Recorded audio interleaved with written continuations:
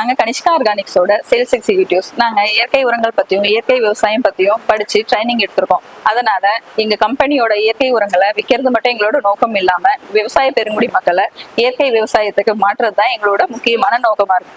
நாங்க மொத்தம் 14 பேர் இருக்கோம். இயற்கை விவசாயம் பத்தி முழுவதுமா டீலர்ஸ் ஆன உங்களுக்கு சொல்லி தந்துருவோம். ஒவ்வொரு பயிருக்குமான ஷெட்யூல், அதாவது பயிரோட ஆரம்பத்துல இருந்து இறுதி வரைக்கும் என்னென்ன உரங்கள் உபயோகப்படுத்தணும், எப்படி பயன்படுத்தணும், எந்த அளவுல தரணும், எல்லாமே சொல்லி தந்துருவோம்.